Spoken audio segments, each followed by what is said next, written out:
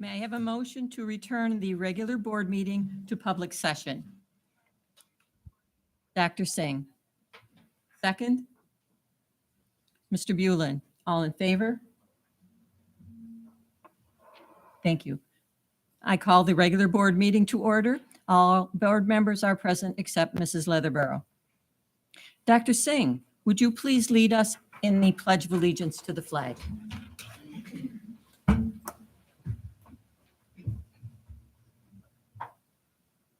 Pledge allegiance to the flag of the United States of America and to the republic for which it stands, one nation, under God, indivisible, with liberty and justice for all.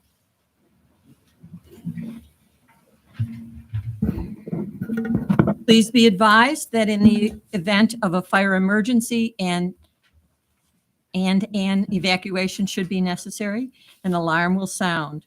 Please note all marked emergency exits and evacuate well away from the building. At this time, we request that everyone turn their cell phones and other electronic devices to silent. Thank you. Is there a motion to approve the agenda as presented? Ms. Kazmarek-Bogner. Second. Dr. Littman. Any discussion? Thank you. Motion carries unanimously.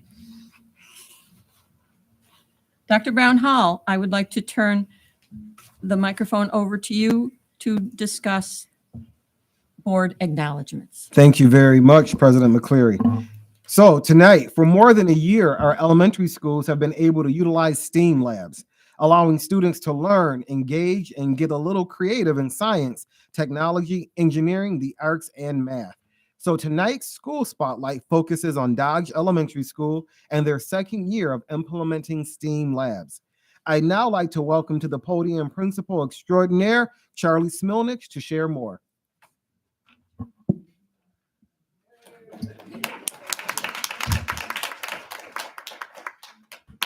I just want to thank everyone, the Board of Education, Dr. Brown Hall, for us being here today. What we wanted to do is we really want to put a focus on some programming that we have as well as a teacher. We have Mrs. Mango, who is, you want to talk about principal extraordinaire. She is probably one of the most dynamic, being at Dodge, STEAM teachers I've ever seen in my life, considering she's the only one. So it's kind of like when you ask kids, who's your favorite principal? They say me. And they ask, who's your favorite STEAM teacher? They say her. But I'll tell you this, she truly is dynamic, but the program itself is absolutely phenomenal. And all I can say is thank you for putting it into place. And hopefully we get to keep it for years to come, because it really is impacting and changing children's lives every single day. And I'm not going to take all the credit because Mrs. Mango does this day in and day out. So I'll turn it over to her. Well, thank you, Charlie, and thank you to the board. I'm so excited to be able to put a spotlight on Dodge through STEAM. In STEAM, the focus is really on the process rather than the product. And because of that, every day I get to see kids taking risks. I get to see all of our Dodgers being successful, regardless of their language barriers or any learning abilities that might hold them back, because they're working with their hands. And I see students light up every day because they're given choice to show how they're learning. Thank you. Yes, thank you. That's part of the arts, right? That's part of the arts. Well, so another thing, I every day get to see kids authentically work to solve problems, working in groups, working in partnerships. They get to be creative and they come up with some amazing, innovative ideas. So these are just some of the reasons that Dodge is so dynamic. Thank you, Charlie. Why we're so dynamic. And I'm so proud of our Dodgers, and I really appreciate the opportunity to showcase them. Is this one of the cue the video? Awesome.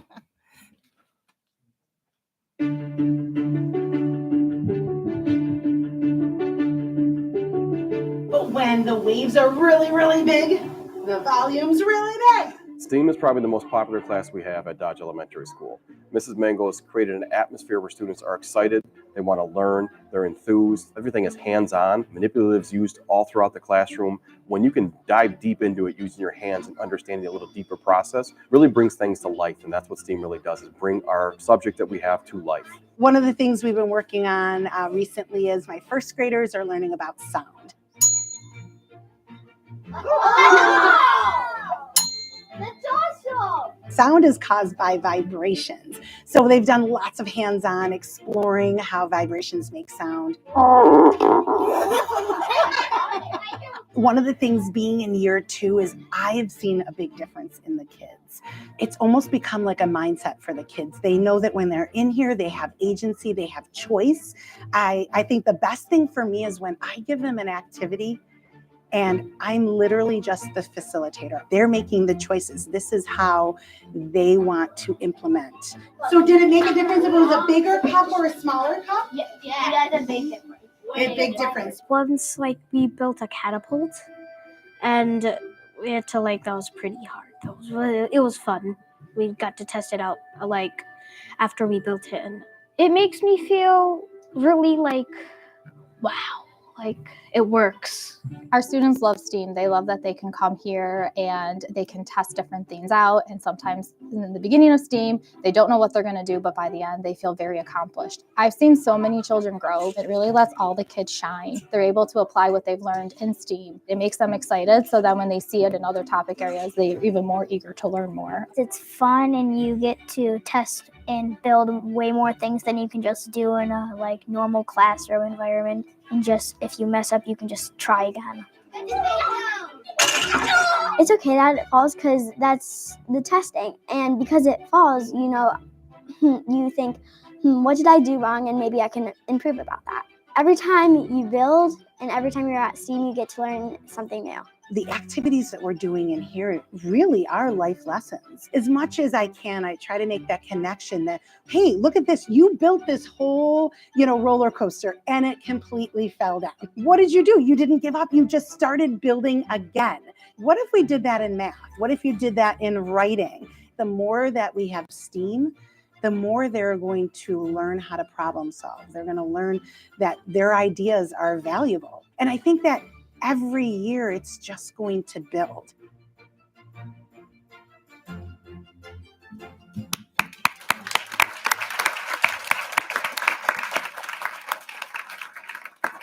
That was awesome. Thank you, Principal Smilnich and Mrs. Mango. So tonight, we also want to highlight the Office of Exceptional Education and Student Services and the importance and impact of transition services. We know success in the classroom and in the community is different for each student, but the Office of Exceptional Education and Student Services works with transition specialists to ensure students are prepared once they leave high school. I'd now like to welcome up John D'Angelo, the district's Director of Special Education, to share more.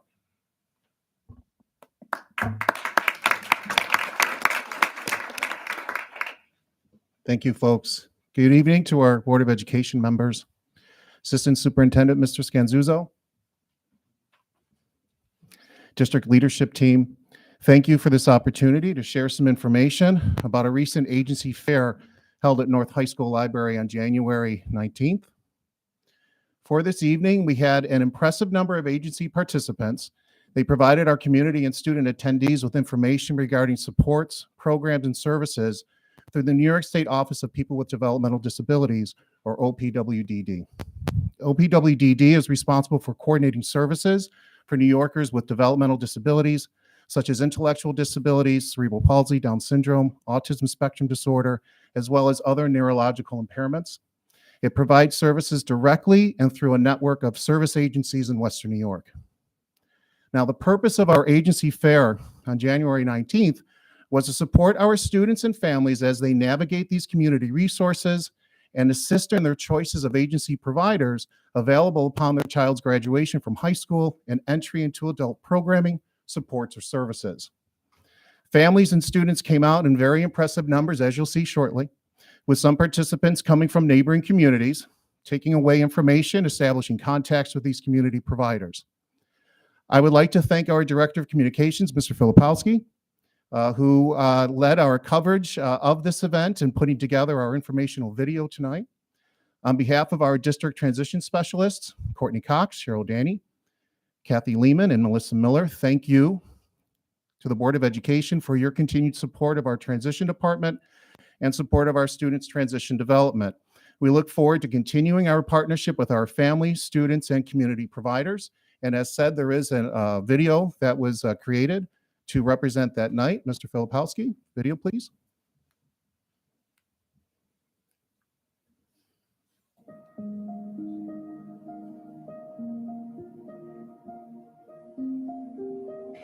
The agency fair gives families of children with developmental disabilities the opportunity to identify programs to support their continued success after high school.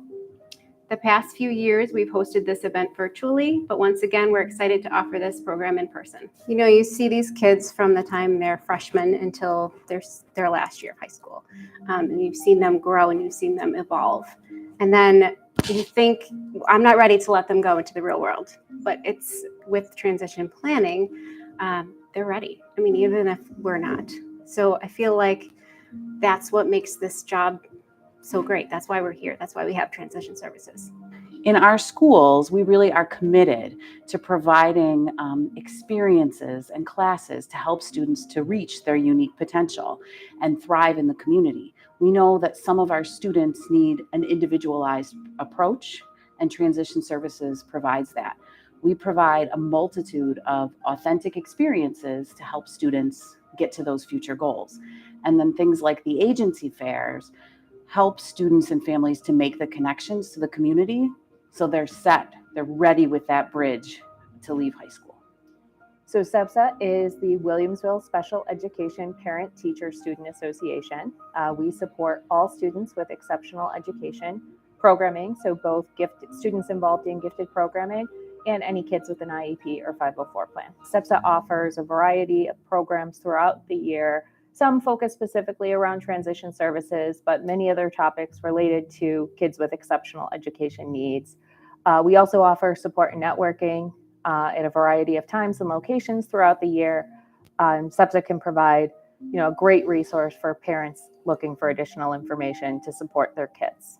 So the agency fair, to me, was the first time that I've participated in one here in Williamsville, and I've just been able to gather a lot of information, but for a lot of my friends who have never had that chance, this was a great opportunity to say, what does my student need in the future and how can I prepare, right? So you need the information before you actually need it. So you have time to digest and get ready for when you're really needing to make that decision. Kind of like students who, are pre-thinking about going to college. They start talking about it in 9th and 10th grade.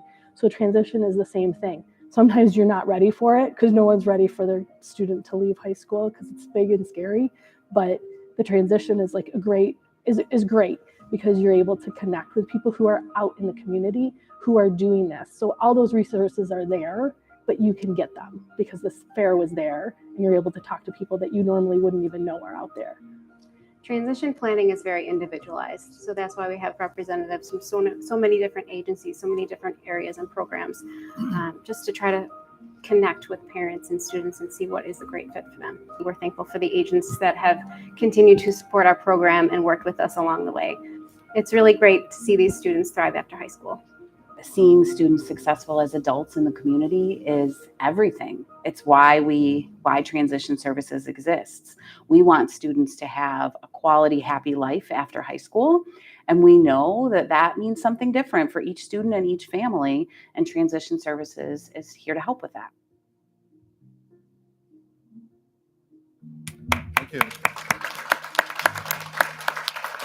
I would also like to thank our SEPSA partnership who helped co-present and facilitate that evening as well. So folks, thank you so much. Any questions?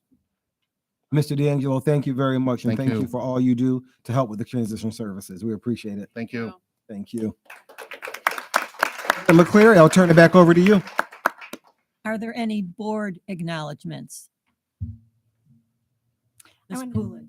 I wanted to acknowledge the 8th grade Future Cities team from Mill Middle and their advisor, Mr. Randy Gamero, who will be going to represent us at the national tournament in Washington, D.C. And I believe this is the 5th team that Mr. Gamero has shepherded to Washington, D.C. So congratulations to them.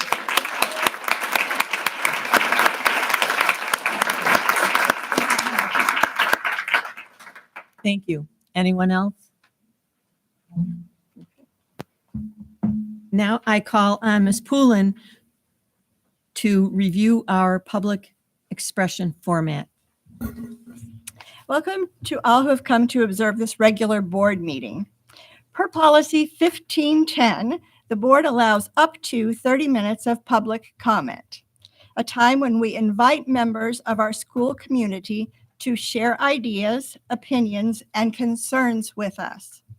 While we are here to listen carefully and we take your concerns seriously, public comment is not designed to be a discussion.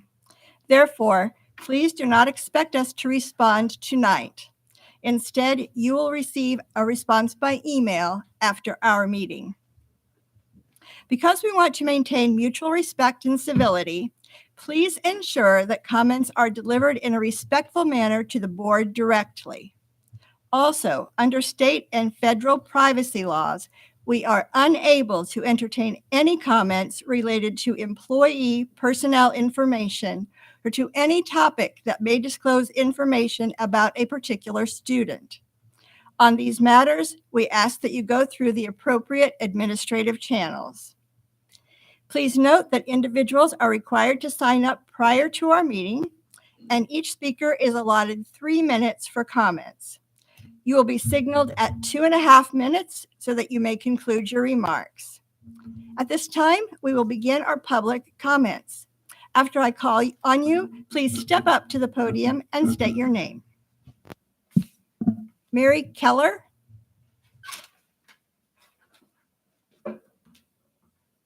Hi, I'm Mary Keller. I'll make it short. I am the local coordinator for EF High School Exchange Year. Exchange students, I know some of you have heard of our organization. I just wanted to propose that I understand that Williamsville School District only allows junior and senior students, but I currently have a family who has chosen a student for next school year who's 15 years old, and they are not allowing her to attend your school because of that policy. So I'm just wondering if you could reconsider. That's all. Thank you for your comments. Christopher Heim.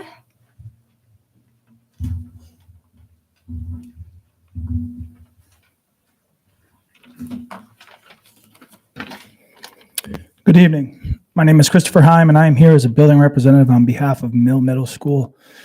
But more importantly, as a father, a husband, a colleague, and a friend. It is certainly not easy to get up here and have to request this. However, there's a quote that my late father always used and has always resonated with my life. Seldom is the right path easy. There are significant concerns at Mill Middle School that we do not feel are adequately being addressed. We are requesting that the Board of Education use your power of oversight to look closely into these matters that are affecting our staff and students and the ability to everyone to engage in effective and meaningful education.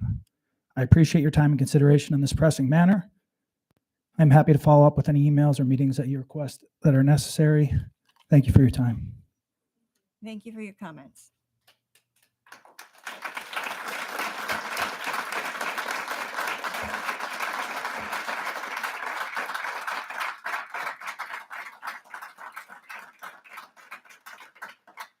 Jesse Jergey.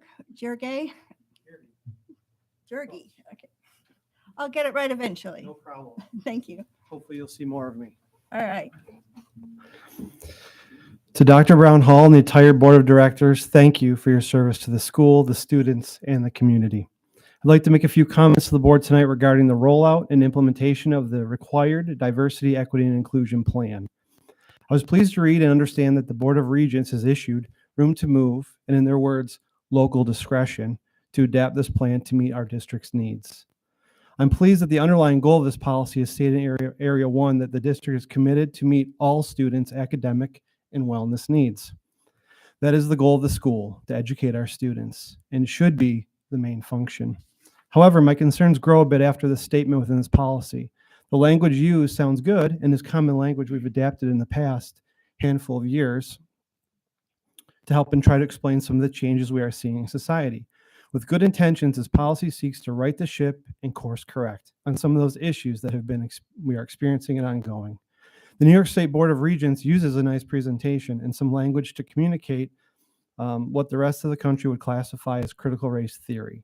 I understand this name, for some people, carries a negative connotation. This term is used politically by certain groups of people as well. I urge you not to tune out. However, this DEI is just today's rebranding of this failed policy that has been tried and tried since the 1970s. The failed program hasn't worked for 40 years at truly fixing any of our society's problems. It only leads to divide and alienate. I know this policy in its current form today will in fact alienate a portion of your district's families.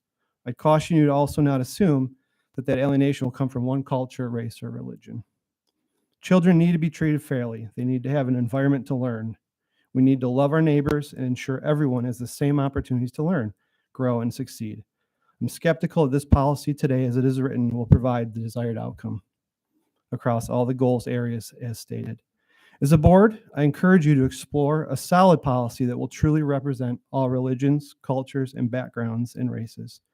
Remember, you do have the local discretion. Do you have the desire and will to work through this so we don't have to revisit this policy again in 5 years?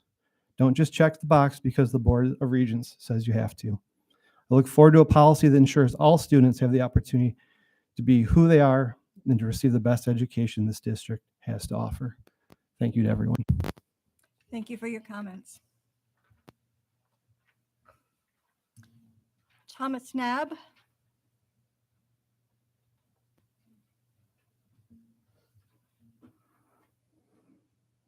Good evening. My name is Tom Nab. I've been the visual arts educator at Dodge Elementary for 33 years. I am passionate about the arts. I use Artsonia, which is an online art gallery for student work. I photographed and uploaded work for my K-2 students, and I taught my 3rd and 4th grade students to photograph and upload their own work, often having them titling and writing artist statements to accompany their work. Teach them how to compose a good photo, how to write a good statement to explain their work. Artsonia allowed students to build a digital portfolio over their careers at Dodge. It also allowed students to share their work with friends and relatives who live far away. Fundraising through the site, I would guess thousands of dollars to enhance my program. Over the years, I've published over 23,000 artworks. We've had over 50,000 visitors, about 50,000 visitors to the site, 2,800 comments, and 2,200 fans. What great PR for the visual arts and the district. This year, however, the 10 iPads I used were taken away. However, herein lies my dismay. No one ever inquired as to how not having them might impact my program or offer to help find an alternative. I asked my school's tech folks what they were, but they were unable to come up with a solution. And I will add, not due to a lack of trying. Through my principal, we inquired and asked what could be done. And the question came back, what are the requirements for what you need? We shared them, but never heard anything back, and it's been close to 2 months. We are more than halfway through the school year, and I have 0 artworks uploaded to Artsonia. Did this go away because it was too difficult to maintain the iPad platform? I share with you, teachers are doing difficult things every day. This has had a profound impact on my program, and one of the ways in which I meet the New York State Learning Standards for the Visual Arts, anchored standards 4, 5, and 6. It has been very frustrating and quite disappointing. I would still like to find a solution, and at the very least, we, the district, needs to support educators better as technology changes, whether it be changes in programs, apps, websites, or devices. Thank you for listening. Thank you for your comments.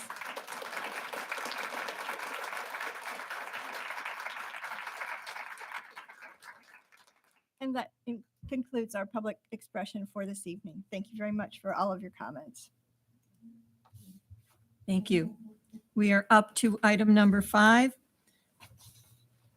with a presentation about extraordinary circumstances.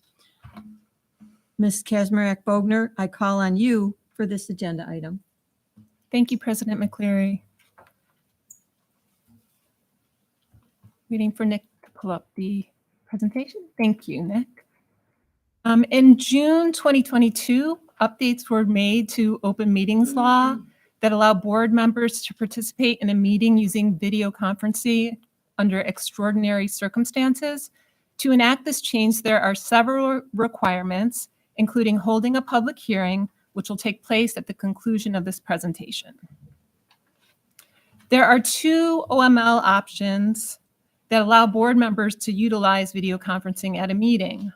The first, which is included in our current policy 1510, allows members to attend a meeting virtually during extenuating circumstances, provided that their location is disclosed and the public may attend the meeting at that location or any other location where board members are participating. The new option allows members to attend a meeting remotely during extraordinary circumstances. When using this option, the remote location is not required to be disclosed. However, under these circumstances, members of the public may also attend virtually and participate in the meeting.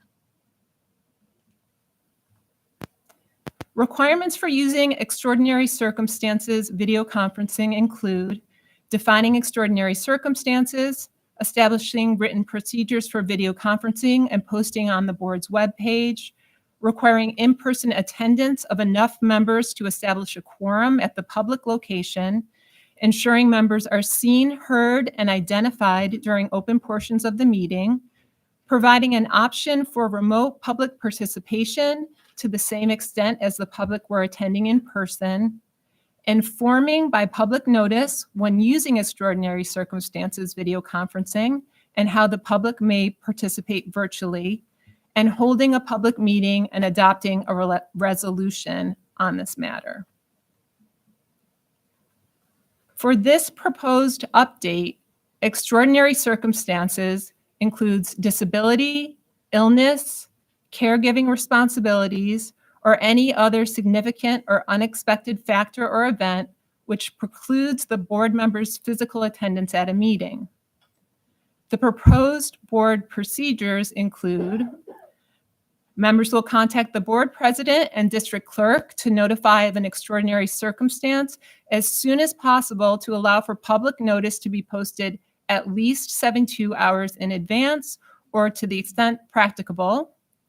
The board president may determine that any certain meeting is ineligible for this video conferencing due to the administrative needs, technological limitations, or other consideration. The district clerk will post the required public notice, including information on how the public can participate virtually on the board webpage, in board docs, and may also highlight this as an important bubble when going on the district website. And all other required procedures from the previous slide will be followed at all meetings using extraordinary circumstances video conferencing. So does the board have any questions regarding this proposed resolution? Go ahead, Mr. Lippman. Wait, I guess my first comment would be related to the role and responsibility of the board president. And I think that historically, and I guess being older, I know history, I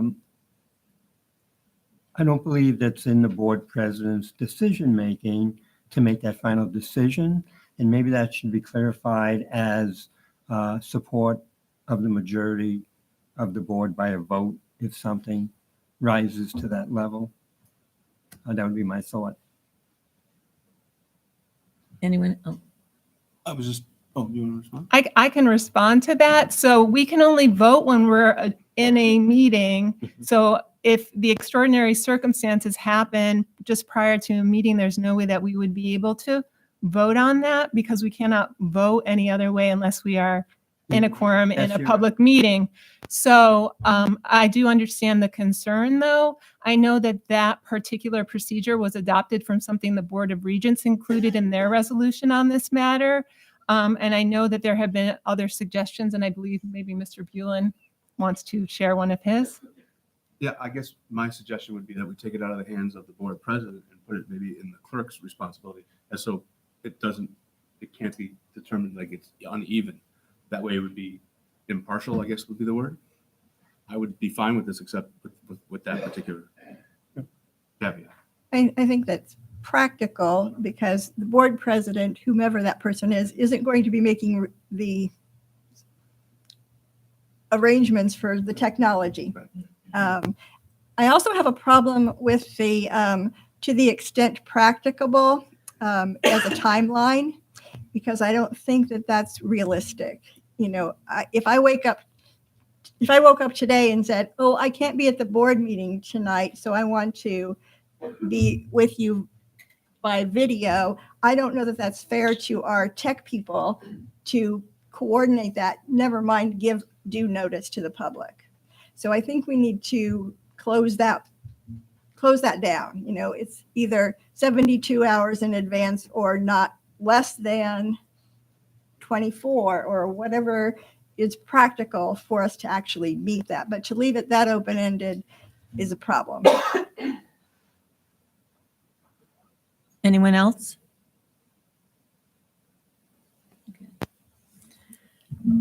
So at this point, we can have a public hearing on extraordinary circumstances. At this time, anyone may approach the board with comments regarding the extraordinary circumstances topic. All right, then. President McCleary. So may I have a motion to resolve and approve the extraordinary circumstance video conferencing resolution as presented? Should we modify it? Showing that there is no motion on that, are there areas that you wish to see to formalize things we mentioned? How would you like to see it changed? And then I believe we can have the vote. Am I correct? Okay. Could we have the slide back up?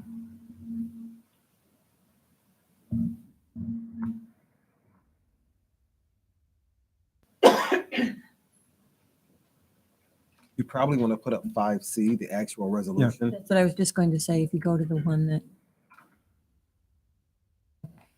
Oops. Board members look at IC. Well, I'll make a motion. I'll make a motion to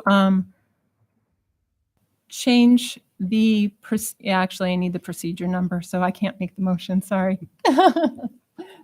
Which procedure? Number 4, the one that The board president, yes, that's number 4, thank you. So that the board president will be modified to the district clerk may determine that any certain meeting is ineligible for this video conferencing due to administrative needs, technological limitations, or other consideration. And also that the members will contact the Board of Education and district clerk to notify of an extraordinary circumstance as soon as possible to allow for a public notice to be posted at least 72 hours in advance and must be a minimum of 24 hours? Are those under the procedures? Yes. Okay, I actually don't know which numbers for those. That was all one procedure. Was all number 4? You're No, That's what I was going to ask. second one. Let me look it up. I'm sorry. I'm sorry. Okay, thank you. Is 24 hours enough? Yes, yes.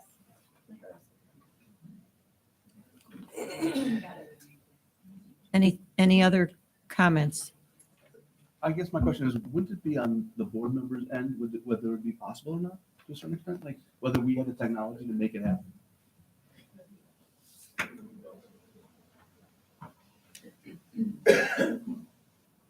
Anything else? Yeah, let me just, all right. Go ahead. You know, just a question I would have, since I wasn't here at the last meeting, I was overseas. You know, it says we have these extenuating circumstances. If I'm not able to attend, I'm not required to video conference in. I could still, or any member can still take an absent.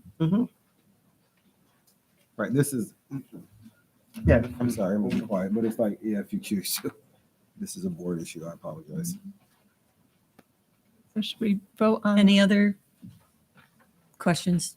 All right. So may I have a motion to resolve and approve the extraordinary circumstance video conferencing resolution as amended? Mr. Bulin, second. Ms. Poulin, all in favor? Thank you. Motion carries unanimously.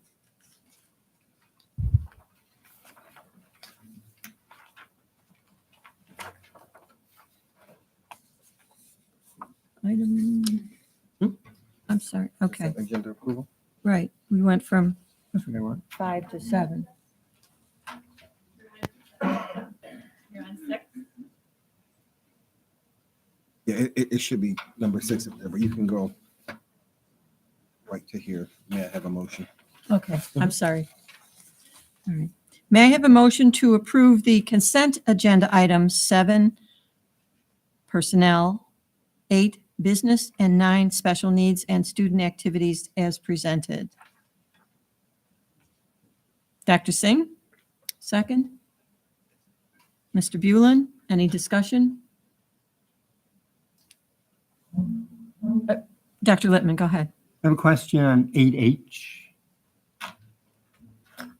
The one I always like to look at, the extra classroom account activity report. Are you asking that that be pulled, No, not be on the consent agenda? I just had a comment. Discuss. Okay. Yeah, no, my only comment is, I know that we get one from each school. I want to see if besides doing that, even though I do it myself, if there'd be just a way to list each school with the total account balance next to it, just for ease of looking at that. On the tally. Yes. Yeah, because it goes, one school has 142,000 in their account, one has 19,000, and they're all in between. I just think it would be a way to visually represent it in a different way so that they might lead to future discussion. That'd be my comment, if we could look at that down the road.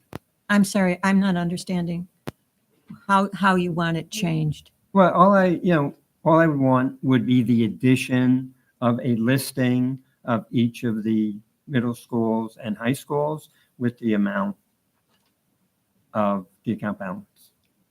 Are you asking for like a spreadsheet? The schools and the totals? It doesn't have to be that formal.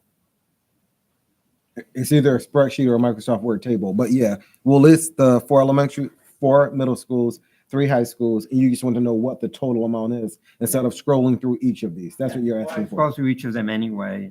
Right, but for ease of use for the public, Yeah. you're saying, and for ease of use for board members. Okay, that's an easy one. We can accommodate that. I thank you for that. Absolutely. That's on the table. So the motion's on the table. You just have to vote. We just need to vote. You got a second, right? Yes. Yes. I couldn't remember if we had a second. I apologize. No problem. All right. All in favor?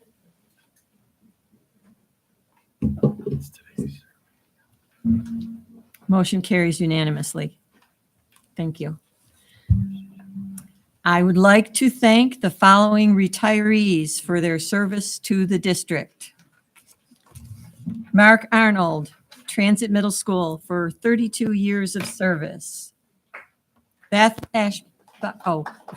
you're welcome to do that, or we can do it at the end. It's up to you. It's a long list today. There's 40 of them on here, so yeah. Beth Ashbacker. Ashbacher. I apologize. Forest Elementary for 21 years of service. Nora Bender, Mill Middle School, for 30 years of service. Janice Bomer. Again, Bomer. Forest Elementary for 30 years of service.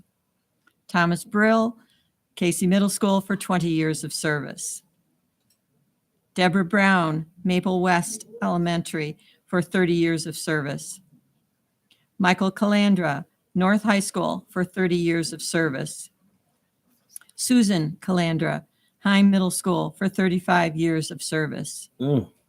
Samuel Campanelli, Mill Middle School, for 32 years of service.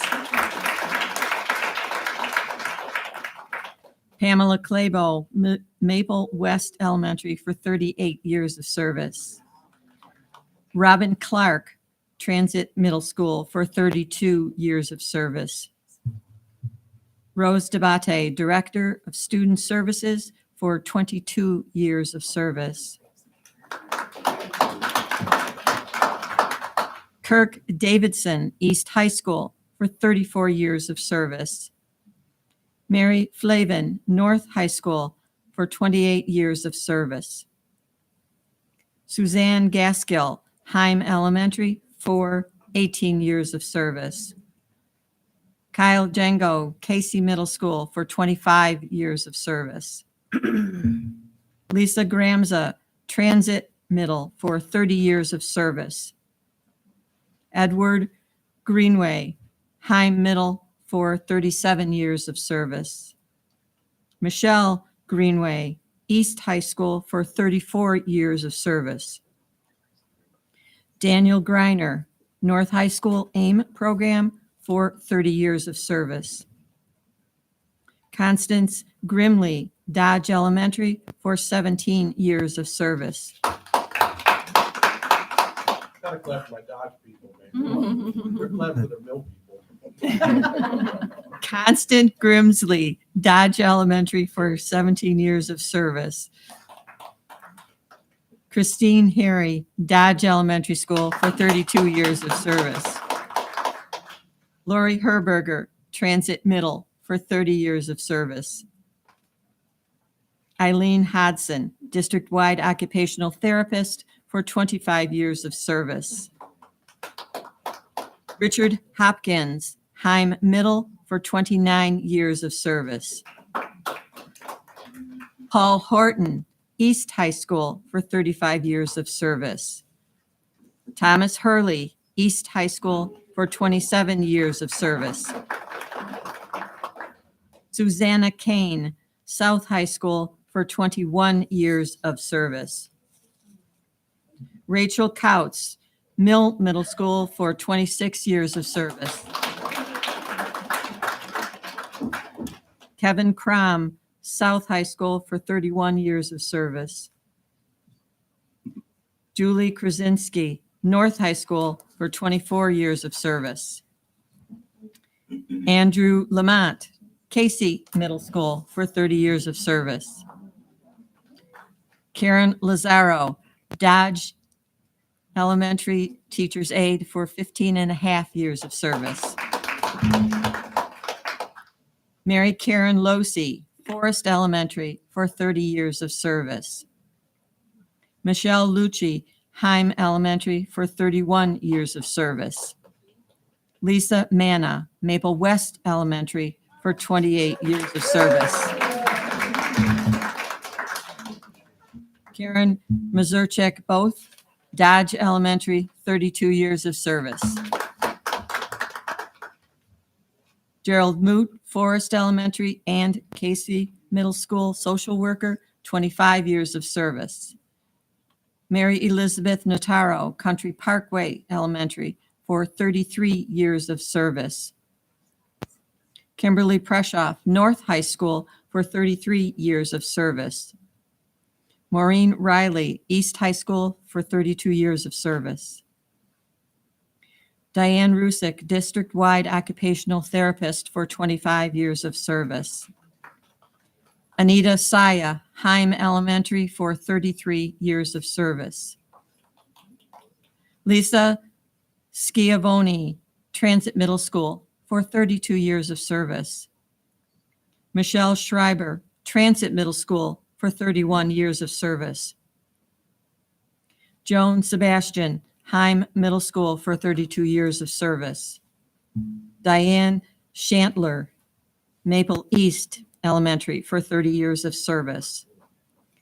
Maria Shantler, Forest Elementary, for 33 years of service. Lori Spitznogel, East High School, for 29 years of service.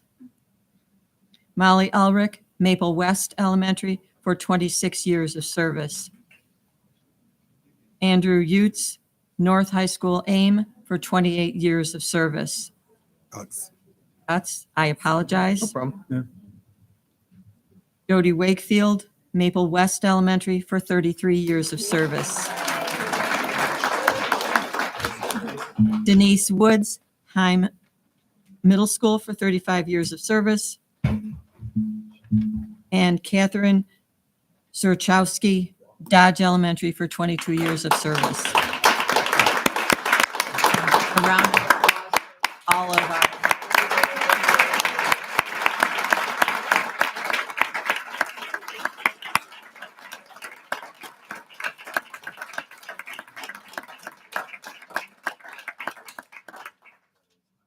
Thank you. Item number 10.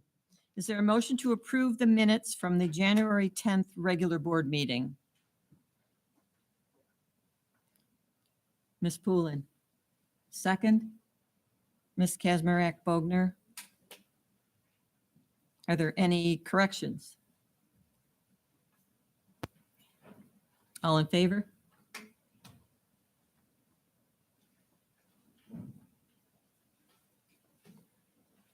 Opposed?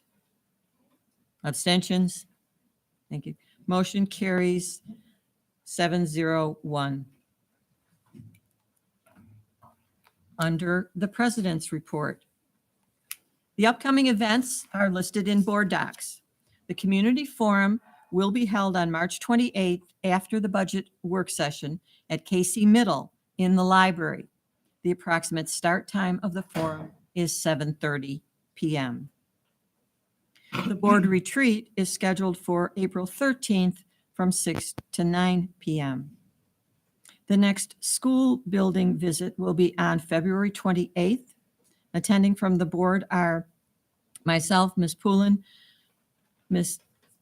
Sorry, I'm going to sneeze, excuse me. Ms. Kazmarek Bogner, Dr. Littman, Mr. Biscaglia, Ms. Blackinger. Anyone else? Possible, thank you. Mr. Bulin is a possible.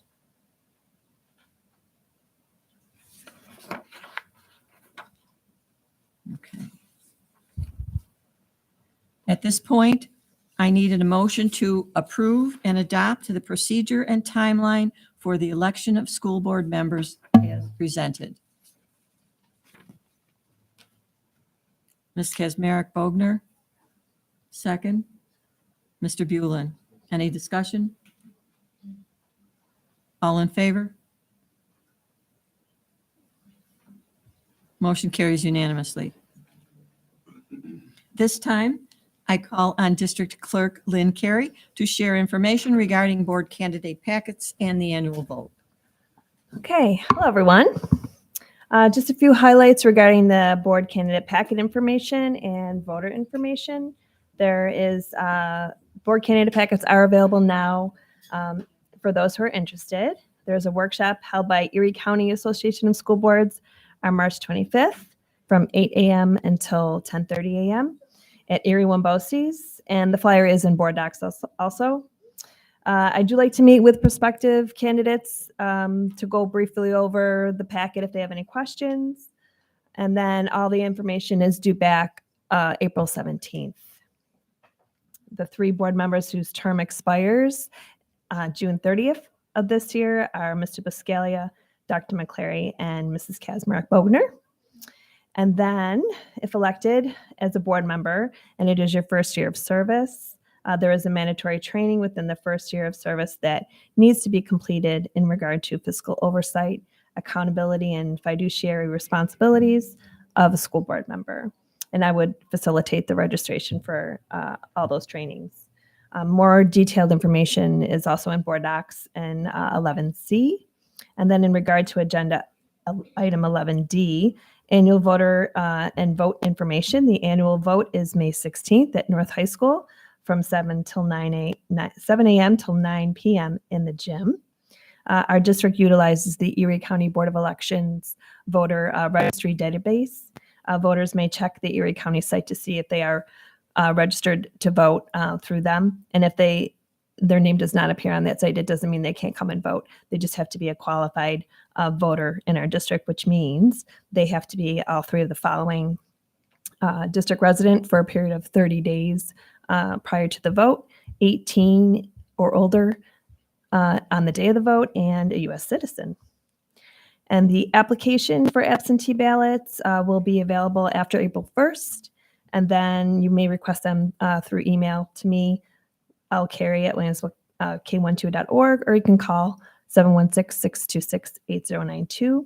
And the actual ballot will be ready to go out to applicants sometime after April 20th. And that's it. Are there any questions from the board regarding the packet or the vote? Okay, thank you. Thank you, Mrs. Carey. Upcoming events and meetings for the Erie County Association of School Boards and the New York State School Board Association are listed in board docs. Does anyone have anything to report related to ECASB or NYSBA?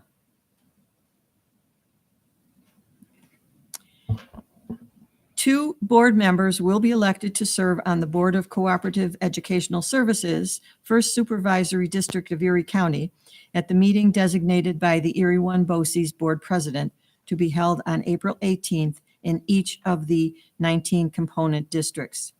There is information in board docs about the incumbents seeking re-election. The Williamsville Central School District Board of Education will make their nominations at the March 14th regular board meeting. And thank you, Mr. Sherman and Ms. McGregor-Plar, for submitting letters.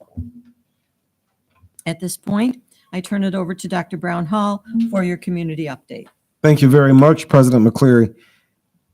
So after the community update, we will have a brief presentation about the district DEI plan, followed by a presentation from our Director of Professional Learning, Dr. Linda Rouet, on our mission and belief statements. Then we will have a presentation from our Director of Communications, the New York State Communicator of the Year, Mr. Nick Filipowski, who will reveal the district logos.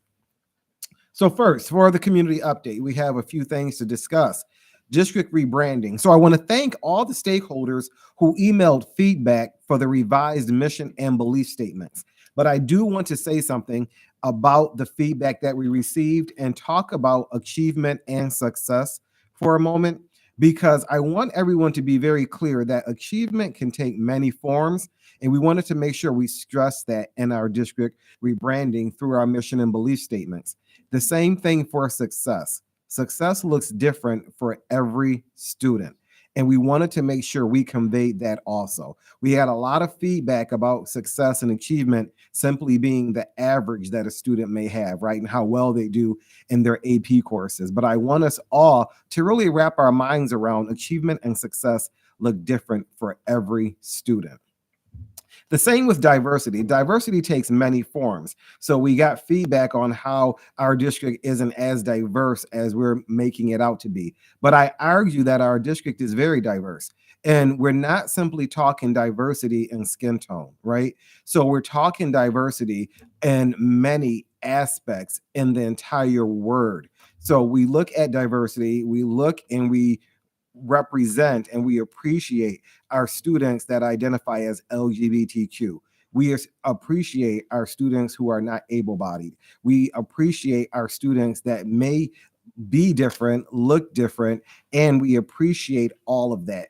So very similar to how Middle School says all means all, we sincerely mean that in our school district. And we want to appreciate diversity in its many forms. Social emotional learning, we are going to actually have that on the agenda for our speaker series for the 23-24 school year, because a lot of people who emailed us were very confused about what we meant when we said social emotional learning. So very similar to how Ms. Rouet did a presentation on restorative educational practices, we'll do the same thing on social emotional learning, just so that we can have our parents and our community understand what we mean when we say social emotional learning, because you'll hear that a lot. So there will be additional opportunities for stakeholders to provide feedback to the district regarding our DEI plan. So after we present it today, our DEI plan will also undergo a 30-day comment period. Our logo vote, you'll be able to vote on the district logo for the next 30 days also.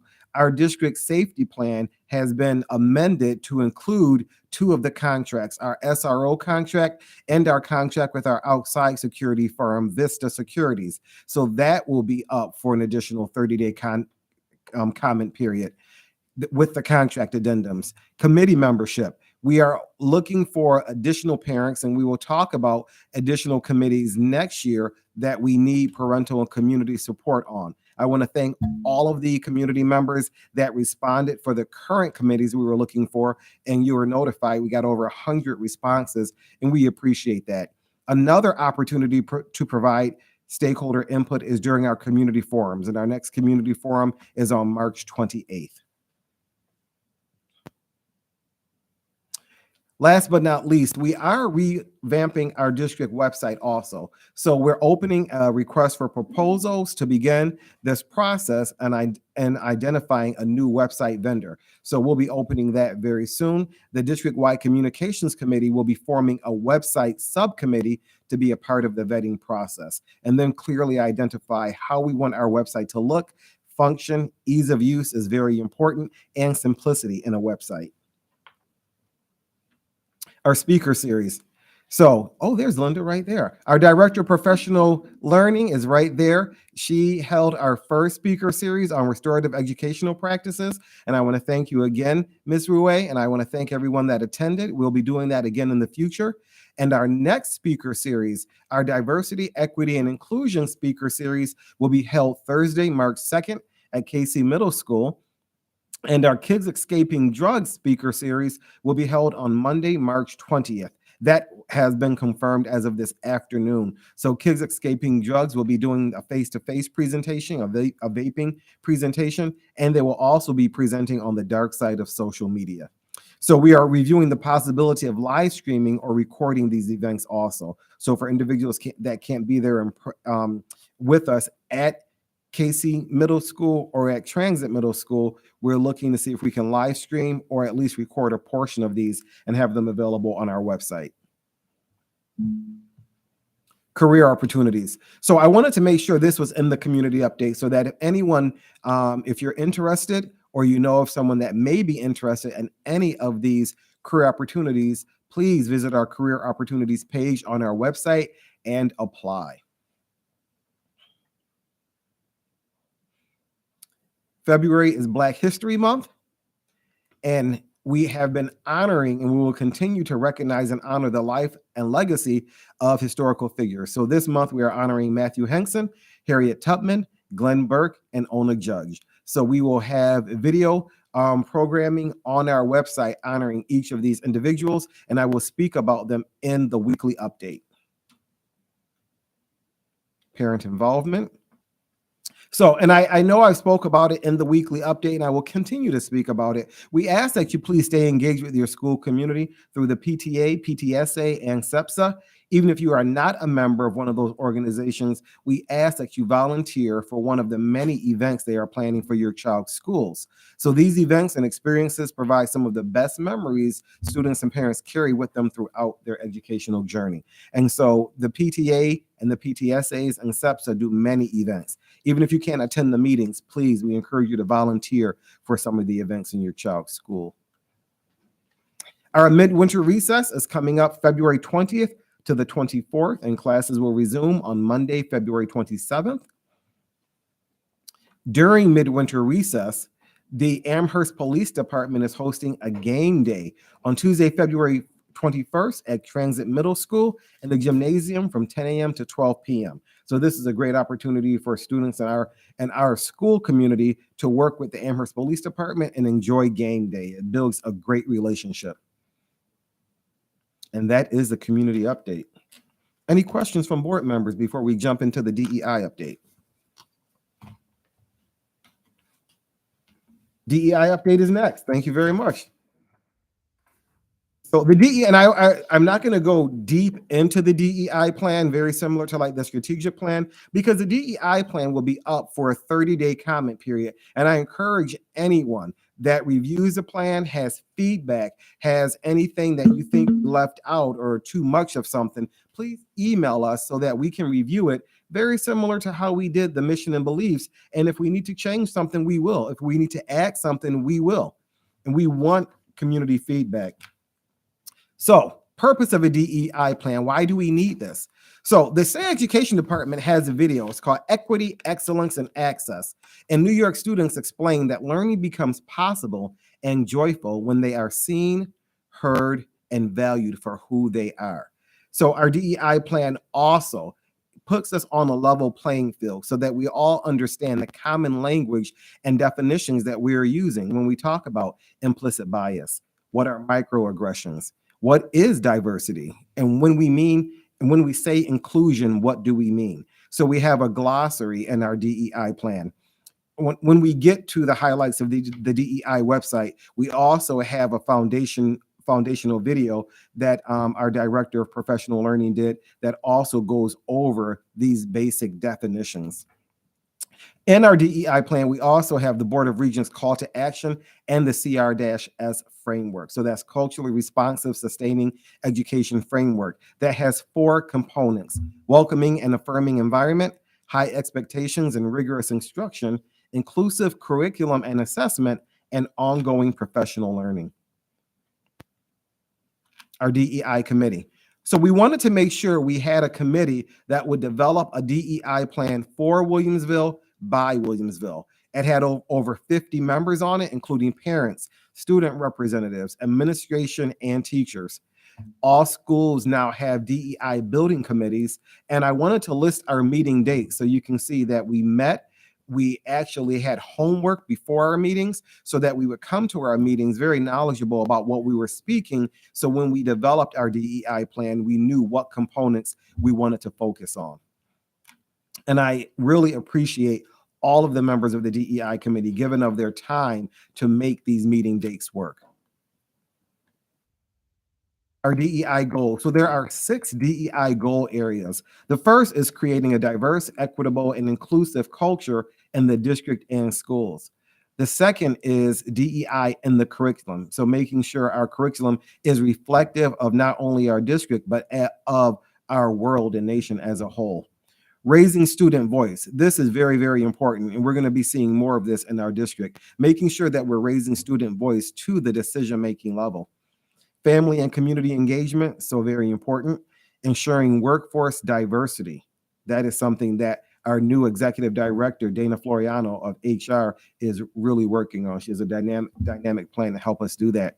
Ongoing professional learning. And one thing I will say about our professional learning director is that we are always getting the most up-to-date professional learning in our district. So top-notch department, top-notch professional learning opportunities, and we appreciate that. Our plan has goal statements and goal activities in there also that supports each of these goal areas. So after tonight, we will have our 30-day comment period open for our diversity, equity, and inclusion plan. This is the front page of the plan. You'll be able to go through the plan, and you'll be able to send an email to contact@williamsvillek12.org and include DEI plan in the subject line. And that is our presentation on our diversity, equity, and inclusion plan. And we also will have our DEI website, which will be active, and we will develop resources for beginning, intermediate, and advanced individuals in their DEI journey. We'll be releasing those slowly. Any questions on the DEI plan? Awesome. Again, I want to thank all of the teachers, administrators, community members, parents, and students that worked on that plan, over 50 members. So thank you very much for that. Next, we will ask that our Director of Professional Learning, Linda Rouet, come up and speak to us about our mission and belief statements, our new mission and belief statements. Hi, everyone. Thank you for this opportunity to share the process that we used in developing the revised mission and belief statements here in Williamsville. The first thing we did, we started meeting in late fall and we finished a couple weeks ago. And the first thing we did was we looked at our strategic plan for everybody to identify what they saw in the strategic plan that we wanted to make sure made its way into our mission and our belief statements. So we did that individually and then had a robust discussion about it, coming up with these topics that we wanted to make sure made their way into the plan. The next thing we did was we talked about what a mission statement is charged with. What are we supposed to do? These are some definitions of what a mission plan should be. And we came up with the following, that we want our mission statement to be sincere, purposeful, brief, concise, workable, understandable, and memorable. And ultimately, does it explain why our district exists? So here's the original plan that we began working with, and it's been in place for at least 12 years that I'm aware of, because I've been here for 12 years. And after identifying that it wasn't brief and it wasn't concise, it wasn't memorable, but it was understandable and it was workable, we decided on the following revision to propose for public comment. We thought it was brief, concise, sincere, workable, all of those qualities that we were looking for in our mission. And it explained why our district exists. So then we moved to our beliefs. This was our original list of beliefs. There are 15 of them. I'll leave them up for a second so you can take a look. What we asked ourselves were the questions, do we believe them? Are they the most essential beliefs to support the work of the district? Is the language of the strategic plan reflected in these belief statements? Are there any redundancies, ambiguities? Would combining them strengthen them? Are there any foundational beliefs that are missing from the list? And can any of them be more concisely put together? So we came up after, again, robust discussion with the following 8 proposed belief statements. Some were combined, some were eliminated, some were added, but we had a really good discussion about our strategic plan and what needed to be represented in our beliefs. And then, as you know, it was put to public response and we got feedback from the public, and we met a couple weeks ago once the window closed for public comment. And we discussed and considered all of the feedback that we got. We integrated some of it into our plans, some of it, into our beliefs and missions. Some of them we decided were not applicable. And in the end, in response to the public feedback, we are recommending this mission. The Williamsville Central School District is committed to educational excellence that empowers all students to develop their unique potential and thrive as learners, citizens, and leaders in a diverse global community. And in addition to the mission statement, the beliefs, we changed the wording of several of them to reflect very helpful feedback that we received. And I will read them. In our commitment to educational excellence, we believe students are our highest priority. All members of our diverse school community are valued and respected. A welcoming environment that prioritizes safety, wellness, and belonging is essential. Effective partnerships among schools, educators, families, and community support student learning and well-being. All students deserve equitable access to engaging instructional and curricular opportunities to support their success. Strong social emotional competencies enhance learning and success. Growth and excellence are to be encouraged, supported, and celebrated. And finally, learning is a continuous, lifelong process. So that's the process that we used. That's what we came up with. I'm grateful for the opportunity to have been a part of this work, this important work. And I thank everyone that had a role in it, including those who provided very useful feedback for us so that we could revise the mission and belief statements. Are there any questions for me? Yep. Want to thank you and the committee for looking at that and all of the community input. I mean, I think it looks good. I guess my question is, how was the order of, the we believes? I mean, how did you structure that? Because We talked very briefly about that. We intentionally did not number it because we didn't want to establish a hierarchy. We shifted a few around to represent what we felt maybe most strongly. Well, they all align with the strategic plan. It really wasn't which ones most strongly do. But again, we didn't number it because we didn't want it to appear that this is the order that we value them, but rather they are all valuable. Yeah. Well, I wasn't asking for Yeah. a numbered order, but I'm just trying to visualize the thought processes that kind of laid that out. So I thank you for the comment. Thank Any you other very. questions? I'm good. Thank you very much, Ms. Thank you. Ruway. We My pleasure. appreciate it. Thank you for leading this work also. Thank you. So next, we are going to have our Director of Communications, Nick Filipowski, with our district logo presentation.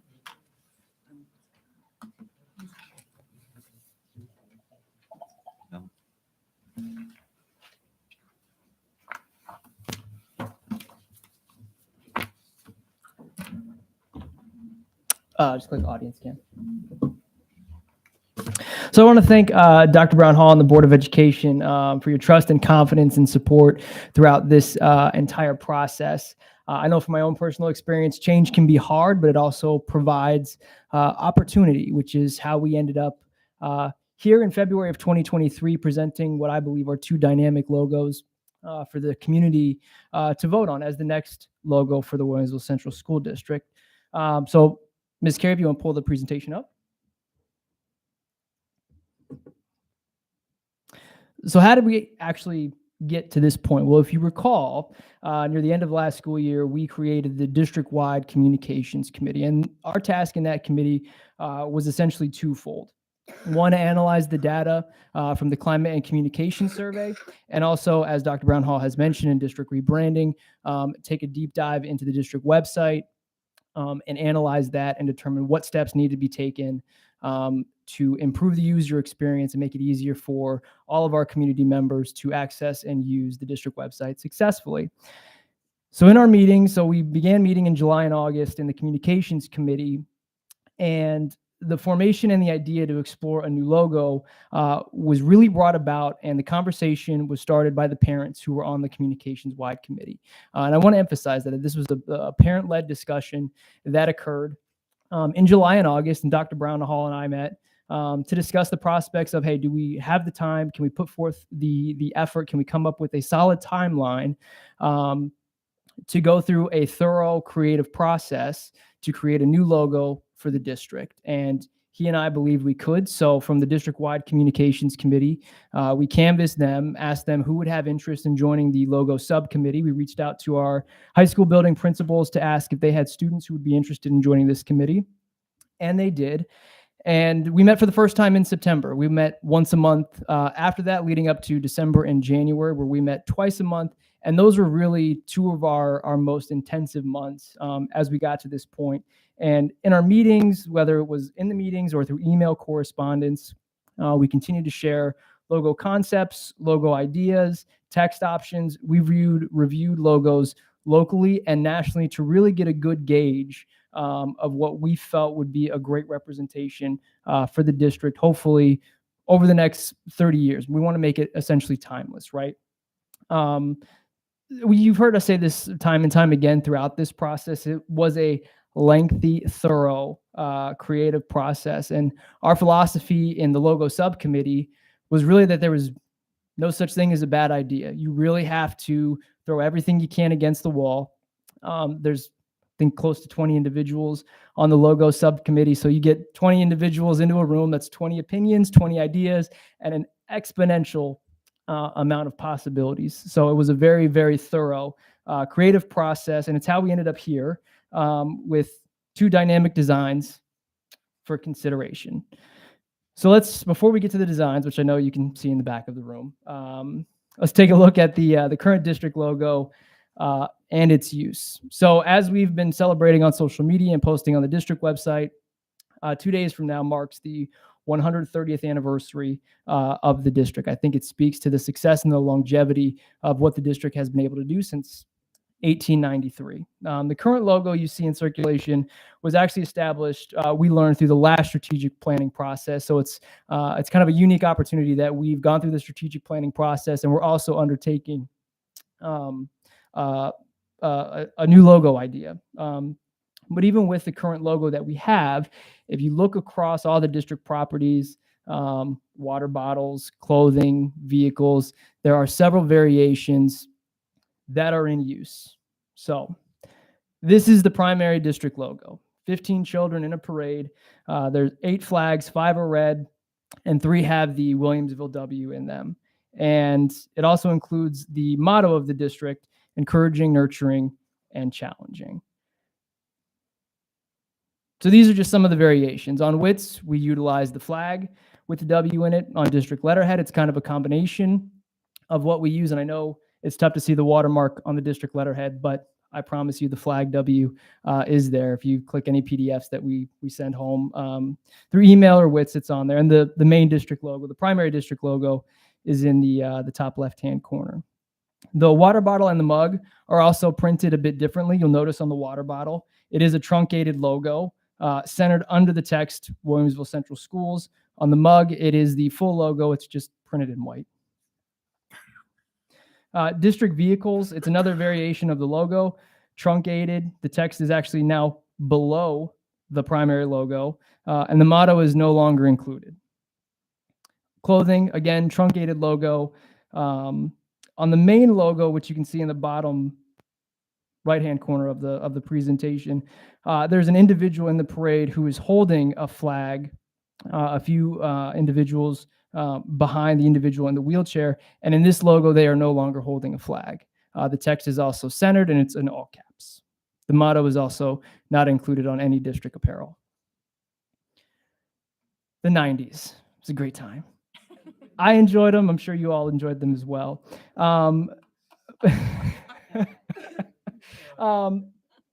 But the logo was primarily used for district printing, letterhead, newsletters, physical printings, and mailings that would go out. And the internet was really in its infancy. Facebook wasn't created until 2004. Twitter came about in 2006. And the current district logo really is not digitally compatible. And you're probably wondering, what do you mean? It's a rectangle. It's like trying to fit a square peg in a round hole. It doesn't fit, and it doesn't adequately identify or establish the district on digital properties. And our goal, as you've seen throughout some of the variations, there's about 5 that we've gone through here.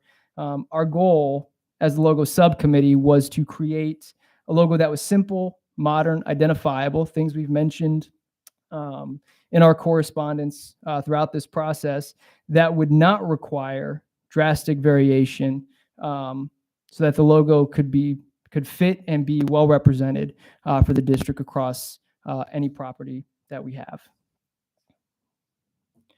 So now we'll go ahead and take a look at 2 of the logo options for consideration. And here they are. So one of the proposed options, we maintain the district color scheme of red and blue. The colors are a little deeper and a little richer. Red on top, blue on the bottom. This is an idea that was pulled from the current district logo from the flag option, right? So if you look at the W that's in the flag, it's very similar here. The upward motion shows the district moving in an upward positive direction. It does feature the text, Williamsville Central School District, along with the year that the district was established in 1893. The second proposed option also has the red and blue color scheme on top, except it's flipped. Blue is on top, red is on the bottom. And this is more of kind of a modern take on the W that's featured in the flag. Again, we have the text, Williamsville Central School District, and the year the district was established. So as a district, we do recognize the importance of, as Dr. Brownhall has mentioned, the importance of a process that includes input from all stakeholders, students, parents and guardians, faculty and staff, and community members. And so the voting for the new district logo will officially open tomorrow morning and will close on Friday, March 10th. Voting will take place securely through WITS. This is our main vehicle with a lot of what we do in the district, surveys, voting, whatnot. This is a standard operating procedure for us to utilize WITS as a secure method to gather data, and we believe this is the best way to do it going forward. So students, parents, faculty, and staff can all vote through WITS. We are asking, though, that parents with students in grades kindergarten through fourth grade log into the parents portal, and the option for your child to vote if they're in elementary school will populate when you log into your parents portal. So what will that look like? It'll look like this. So a parent logs in, you have a child that's in kindergarten to fourth grade, sit with them, have them be a part of this process. It's a unique process. So for students in elementary school, it'll populate on the parent portal. If your child is in middle school or high school, they'll have to log into their own WITS account and vote. We're also going to utilize WITS for community members who are district residents to come into the district office Monday through Friday, 9 to 4 a.m. To confirm that they're a district resident and securely vote through our process. The only thing that we are asking community members to do, and this is part of our security protocols, is just call ahead, let us know you're coming in to vote. That way we know what visitors are coming in and out of our building. And in the main lobby area, what we'll do is we'll have a table set up with 3 Chromebooks. That way individuals can come in and vote. As Dr. Brown Hall mentioned, the community forum is March 28th. And I know when the vote closes on March 10th, there is another board meeting that following Tuesday on the 14th. We want our community to come out and be a part of this process when we do the logo reveal. So we are going to hold it until March 28th. I hear there might be cake involved. So anybody who's curious could have some cake. So come out to the community forum, have some cake, and we'll do the logo reveal at that time. So as I wrap up, I do want to give a special shout out to all of the members who were on the logo subcommittee, Dr. Brown Hall, board member Kazmarek Bogner. Your support and confidence throughout this process has been exceptional. I also want to give our students a lot of credit. Throughout this process, we talk about raising student voice. And I think an important thing is when you get in a room full of people, I think it's from my own experience as a student, which is going back a couple decades now. But you get into a room with administrators and professionals and you kind of just sit back and let the adults do the talking in the room. Our students were vocal. They were active and engaged throughout this process. And it's not an easy thing to do. It takes a lot of confidence to get in a room full of professionals like Dr. Brown Hall and have a board member in there and have individuals, parents in the community who are communication, marketing, digital specialists and speak up and have your voice heard. And they were an integral part of how we ended up where we are today. And I also want to give a special shout out to Amy Bowinkle, who's back here. Our graphic artist, she really was instrumental in bringing everything to life. There were a lot of long days, a lot of days with a lot of big asks, and Amy met every single challenge. I'm sure there were days where she was tired of seeing my face, but she did an absolutely exceptional job, and I'm extremely proud that she's a member of our team. So thank you, Amy.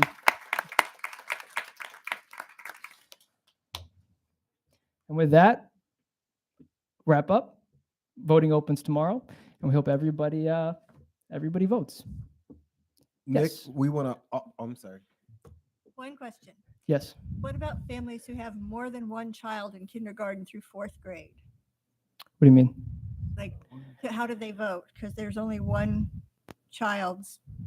Oh, it'll populate for as many kids as they have. Okay. Yeah, that was just an example of what it would look like. So like I have my son's in kindergarten, my daughter's in second grade. So if my wife logs in on the parent portal, she can vote along with them. Yeah.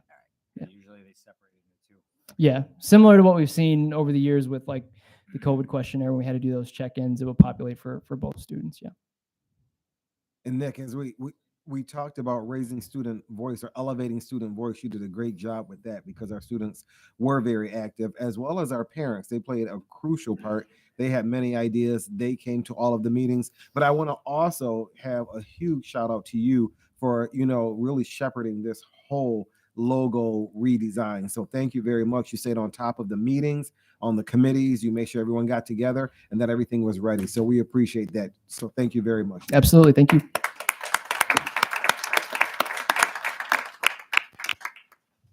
So for item 12E, Dr. McCleary, that is our district safety plan that has been amended with the contracts that I spoke about earlier. So that is in there for a 30-day comment period, and 12E speaks of that and the contracts that are amended to the district safety plan. I want to jump to 12F also, if Nick can put the 23-24 calendar up, if you could, because that is in the board packet to sit for 30 days, and then the board will consider it at the March meeting for a vote. Correct? All right. Yeah. I saw someone looking like, what? 30 days? Yeah, 30 days. Okay. So this calendar is in board docs. You can review it. It's for the 23-24 school year. You will see the first day for students is September 5th. Next year, our teachers will be conducting their staff development in the last days of August. But I also want to point out the spring break will be extended by one day. April 8th is actually the day of the solar eclipse. So we will actually have that Monday off. And students will return from spring break on Tuesday, April 9th. You will also see in this calendar that the day before Thanksgiving is also given off again on November 22nd. You will see we have our fall recess. You will see we have a March Superintendent's Conference Day for staff development on Friday, March 8th. You will see that spring break begins on Friday, March 29th. And you will see we have maintained our mid-winter recess in February. And that's something we will discuss for the 24-25 calendar moving forward. The last day for student attendance is June 25th. The last day of teacher attendance is June 26th. So this calendar will be in board docs, and the board has 30 days to receive any feedback, and they will be voting on it at the March meeting. So I want to thank you, as always, to Assistant Superintendent Tony Scanzuzzo for working and putting this calendar together. He and Lori Caccianetti, they use the BOCES calendar as a base, but then they customize it to our district. And it takes a lot. As many individuals who are on the DEI calendar subcommittee saw that Mr. Scanzuzzo had to speak to all of the regulations that he has to follow, meeting the minimum days requirement, and also making sure that this calendar is specific to Williamsville. So thank you very much, Tony, for that. Any questions on the calendar, board members? Yes. Not a question, but just looking at it, I just commend you for the April 8th. I just think it's cool. It's once in a generational thing that, you know, kids have an opportunity to see. So, and it's coming right over Buffalo. So Absolutely. And it's nice. Assistant Superintendent I mean, 'cause Scanzuzzo, that's, you know, we're here educationally, and take that's that into consideration for sure. And I also want to thank Mark Percy. When I first became superintendent, one of the first meetings he scheduled with me to talk about April 8th, 2024. I'm like, dude, that's 3 years from now. What are you talking about? And so, but yeah, so it's something that is coming, and we want our students to take advantage of it. So thank you, Mr. Biscaglia, for that. Not be on the bus. And not be on the bus. Yeah. Talk about the glasses. Are we going to distribute those before the break then? We are. So we'll be distributing the glasses on Thursday, March 28th. And so we've met. Community forum. Yeah.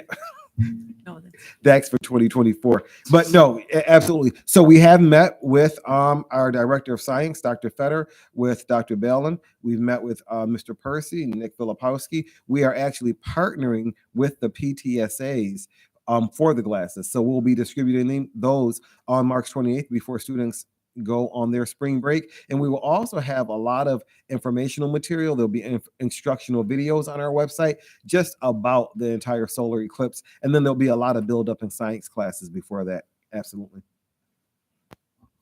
Not going to rain that day. We are hoping. Absolutely. Any additional questions? I turn it back over to you, Dr. McCleary. Thank you for those presentations. We are now on 12G. Is there a motion to approve and adopt mission and belief statements as presented? Ms. Poulin, second. Ms. Kazmarek-Bogner, any discussion? All in favor?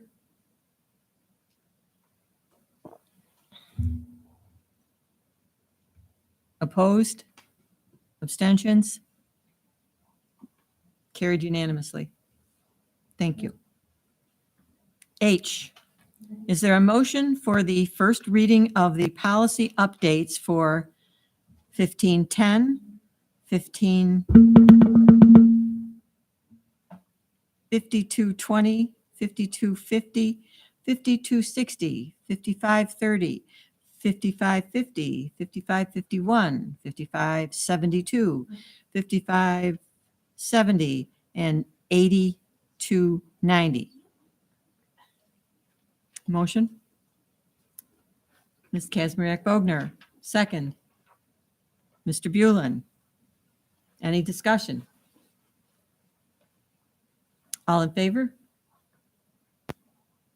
Carried unanimously. Thank you. Is there a motion to table these policies for the second reading and adoption at the March 14th regular board meeting as presented?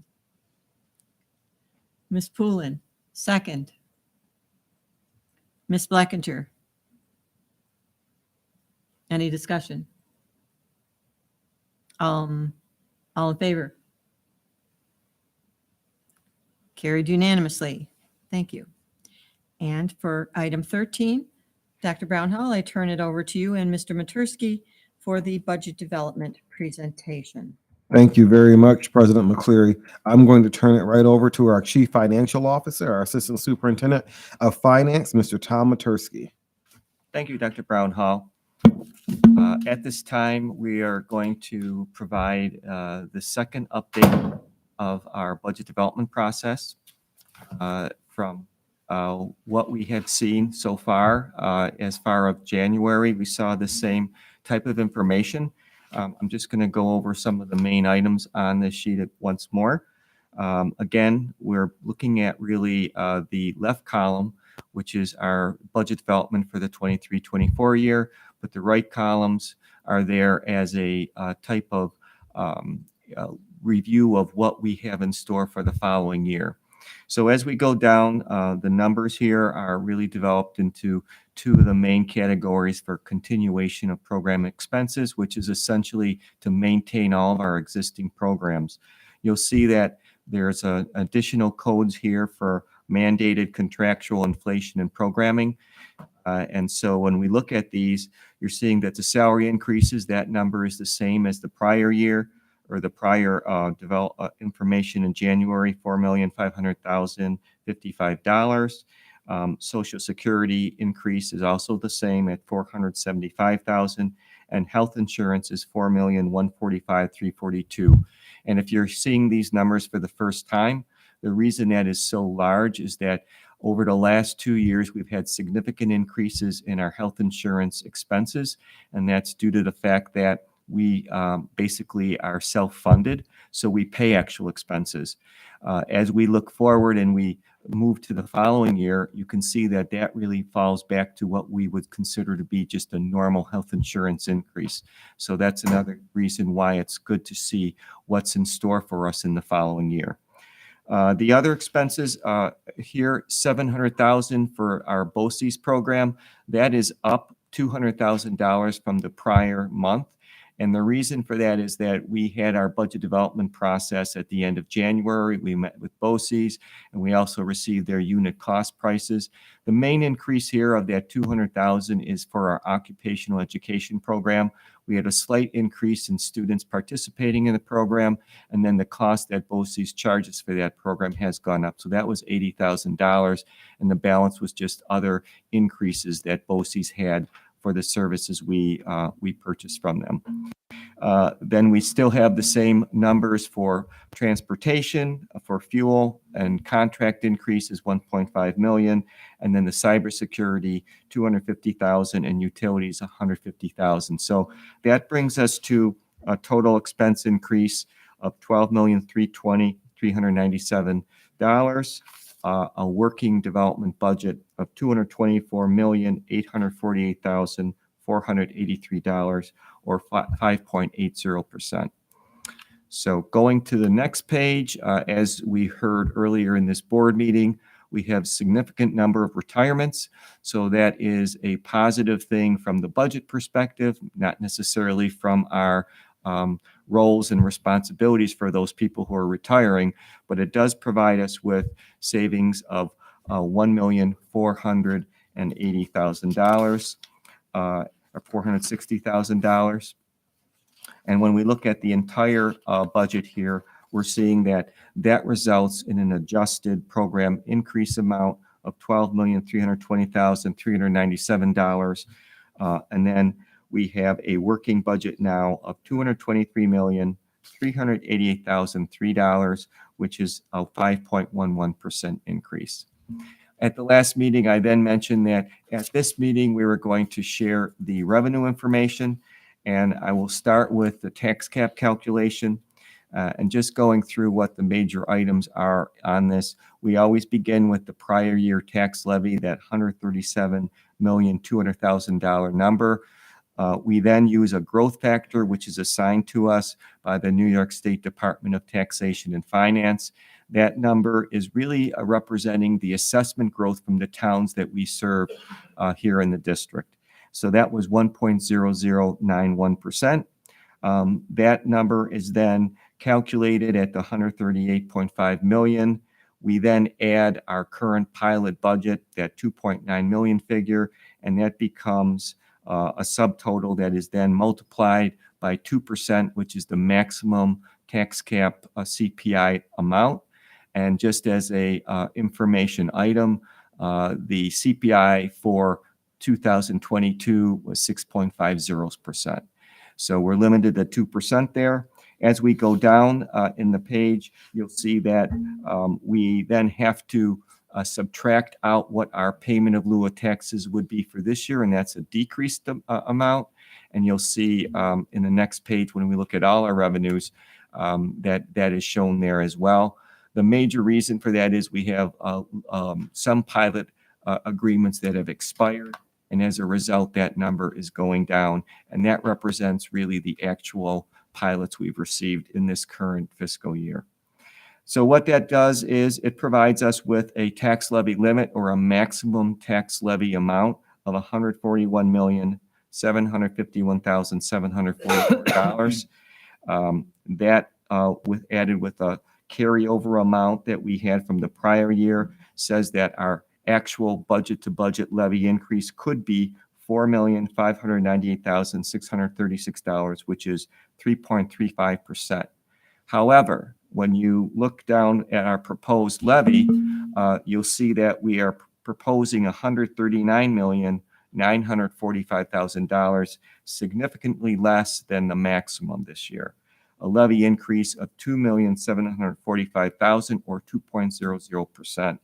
We are $1,853,636 under the levy. So the next page describes why. This is our revenues for the projected revenues for the 2023-24 year. And the major change here is resulting in state aid. As you may be aware, the state has been stating that they were going to implement full funding of foundation aid. If you had not received a lot of funding in past years, this was the final year for that. And as you can see, we're receiving $8.3 million increase in foundation aid. The other increases that you see are normal increases that we would get based on actual expenses that we have from the prior year and how that works through the state aid formulas. So we are seeing a projected increase of $9,246,791 in state aid. I can say that's the largest increase I have ever had in this district. So that's good news. As we work down the sheet, you're seeing that we had, as I mentioned in the prior page with the tax cap, we have a slight reduction in our payment of lieu of taxes. But we also have a significant increase in our sales tax, $1.6 million. And this is really, even though we did receive some information from the Erie County Comptroller early on that those receipts were going to be less this year, they may have been a little bit less than last year, but they're still strong. And when we look at last year's amounts and what they're trending this year, we are very able to sustain this increase of 1.6 million. The other adjustments are, again, similar to what we do every year. We review what the actual revenues we received in the prior year. We look at how they're trending this year, and we make adjustments so that those budgets are realistic. And so you'll see that when you look at all of those, including the sales tax, it represents $1,218,126. So then you kind of go down to the appropriated fund balance and reserves, and you're seeing adjustments here for the first time as well. We are able to make some reductions in these categories, and really what that's doing is providing both short-term and long-term financial balancing here.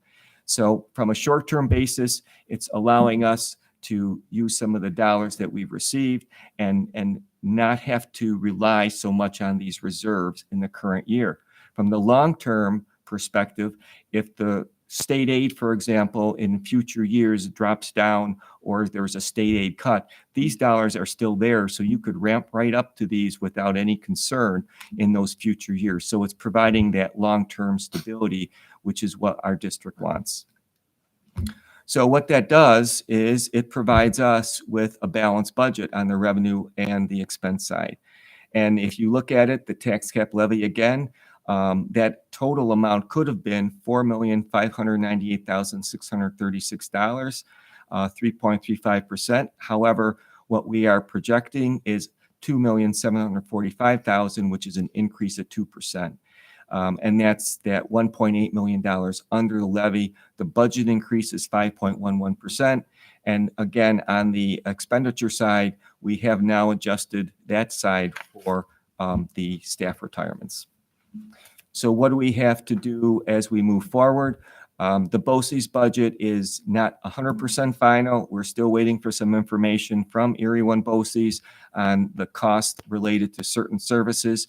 I don't expect any major increases going forward, but until we receive all the information, we want to make sure that we do have enough monies in our budget to support that. Also, there will be a requirement to file the tax cap numbers with the comptroller by 3/2/23, 3/1/23. So we will be doing that. And then we'll be verifying the state aid estimates for building aid. And what that really means is we receive information from the state on all the actual projects that they have in their schedules. And we make sure that those reports are either going to be filed or are in their system appropriately so that their aid number is not too high. And if that is, then we would have to reduce it. Other than that, we're really just going to have additional budget discussions. And our next budget session would be in March. And then there's a work session as well in that March meeting. So that's a quick summary on where we're at. Thank you very much, Mr. Matursky.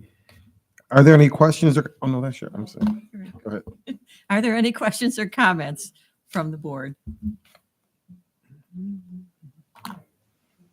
So this is basically, as you said, this is a maintenance budget. We're not doing any program enhancements, but we are keeping everything that we currently have. That's correct. Yeah, I have a question. Dr. McCleary.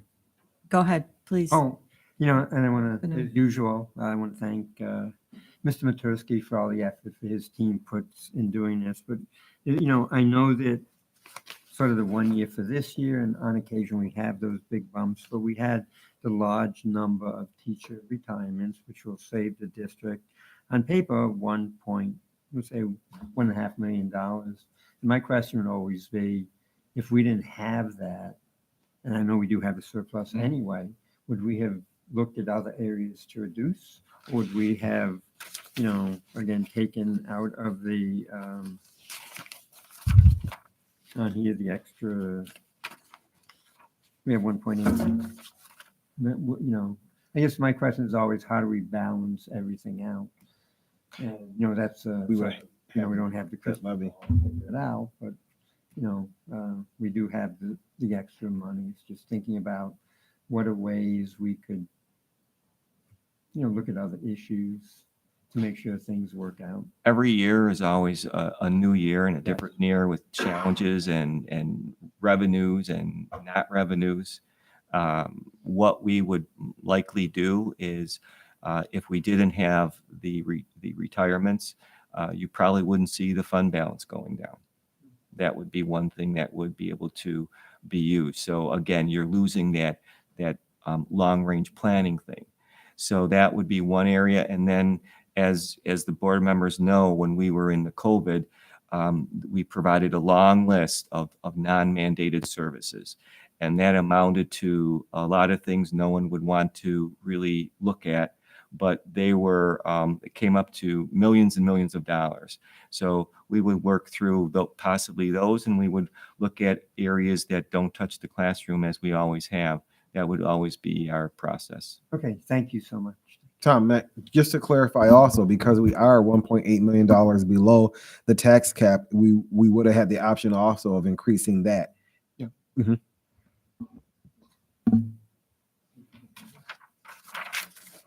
May I have a motion to recess the regular board meeting for the purpose of conducting the budget work session? Mr. Biscaglia. Second. Ms. Blackinger. All in favor? Carried unanimously. I would like to call the budget work session to order. All board members are present except Mrs. Leatherbarrow. Does anyone from the board have any questions, comments, or concerns to express regarding the budget? Talked about that. All right. We will now have our public forum for the budget only. Anyone wishing to address the board in regard to the budget may go to the podium at this time.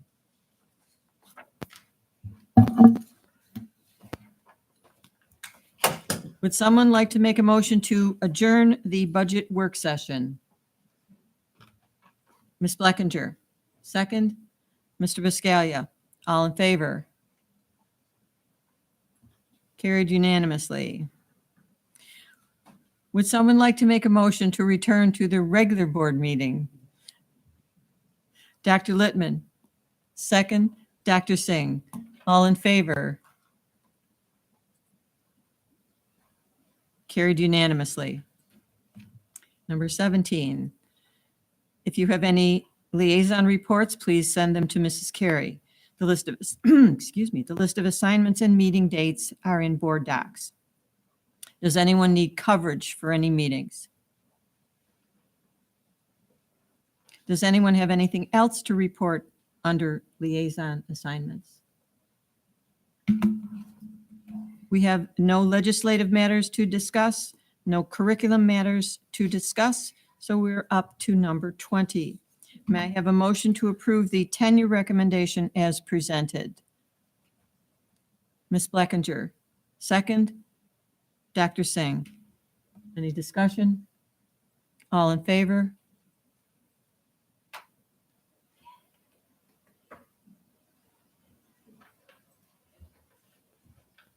Opposed? Abstentions? Motion carries unanimously.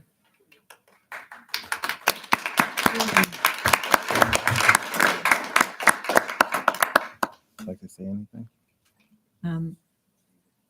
Would the person who has just had their tenure approved like to say anything? It's a long time to sit there. Oh, we could have rearranged it with. That's okay. We wanted to. So first, I wanted to congratulate all of the retirees. 52 people tonight. Those are some big shoes to fill. That's a lot of experience and expertise walking out the door. I also wanted a special congratulations for my Maple West retirees, Debbie Brown, Pam Claybo, Eileen Hodson, Lisa Manna, Molly Ulrich, and Jody Wakefield, who's still here. Thank you so much for the impact that you had on Maple West through your careers. You all exemplify what it means to be a great educator. You will be deeply missed, but don't worry, you're already on the sub list for next year. So Dr. Brown Hall, Dr. Balin, Mr. Scanzuzo, Mr. Matursky, Ms. Floriano, and the Board of Education, thank you for approving my recommendation for tenure this evening. I'm very proud and fortunate to be able to work in the Williamsville School District and to be able to lead a school, such an amazing school as Maple West Elementary. I appreciate all of the support that you give and the faith that you have in me to be the principal in this district. Please know I do not take this responsibility lightly. Being a school leader is a demanding job. It comes with long hours, hard work, time away from family, and it can't be done in isolation.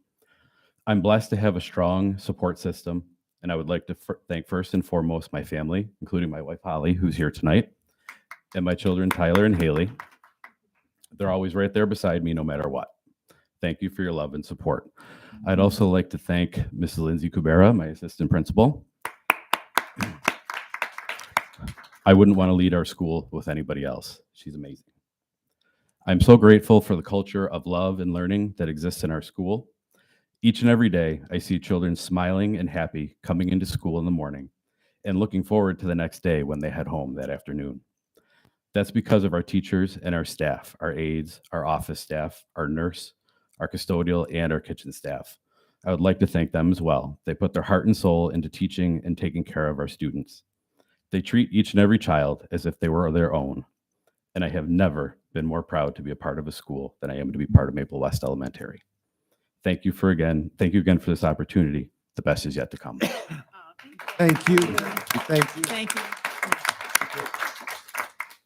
I'd also real quick like to recognize someone that you approved her appointment earlier this evening, Mrs. Christy Falanzik in the back of the room.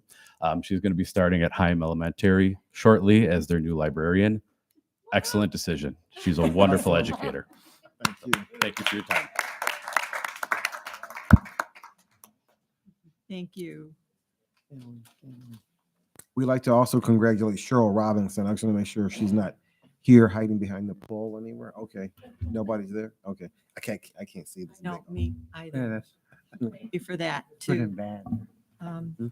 Item number 21. May I have a motion to approve the school resource officer's resolution as presented? Ms. Poulin. Second. Mr. Bulin. Any discussion? All in favor? Carried unanimously. Thank you. 21B, Dr. Brown Hall, Mr. Matursky, I turn it over to you to talk about the facilities update on capital project construction. And I'll ask Mr. Matursky to speak about it. I know in board docs are pictures of the signage. And so I'll ask Mr. Matursky to talk about that very quickly. Yes, we're beginning our next project work really in earnest over the February recess, but there is also going to be some new information that's going to be appearing in our buildings inside, which is the signage, which is an important item that really goes hand in hand with a lot of the security items we're doing. So you're going to start to see those items put in our buildings. Some of the items will not be showing the actual signage because if a building did not have the construction going on as of last summer, then they really aren't ready for some of those signages, but we're putting it up and we're going to be making sure that it's there so that when next year they're ready, it's already there.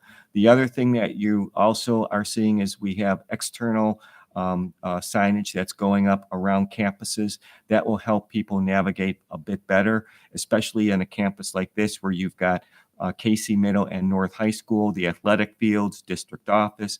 All of that will help in having our visitors find where they're going and allowing us also to help them out when we see them around. So that's really the main thing. The project work is listed. More security vestibules will be going up beginning again, starting in the February recess and April recess, and then going up through the rest of the summer. Thank you. Any questions, comments from the board? Okay. We have no matters to discuss under the special needs and student activities. Number 23 is the committee of the whole. I would like to begin in that we received an email from the fire departments in the town of Amherst that the New York State Legislature and Governor Hochul have approved a property tax assessment exemption of 10% on the primary home for volunteer first responders who have been members of the fire department or ambulance service for at least 2 years. I request that this be placed on the March agenda for discussion and adoption. May I have a motion on that? Ms. Kazmarek Bogner, second. Dr. Singh? Any discussion? All right. All in favor? Oh, Yes. Could we have an impact statement from Mr. Matursky or an approximate how that would affect our budget? At the March At meeting? the March meeting, yes. Yes, thank you. Oh, I say thank you for Mr. Somebody to Matursky. talk. Him say thank you. I'll say thank you. In reality, there will be no impact on the budget. Okay. It's just a transfer in the tax levy calculation. I can bring something forward, though. Thank you for asking that. And the answer of there will be no impact is always a nice answer to have also. Thank you. So, all in favor? Thank you. It will be on next month's agenda. Does anyone else have anything to bring up under the committee of the whole? All right.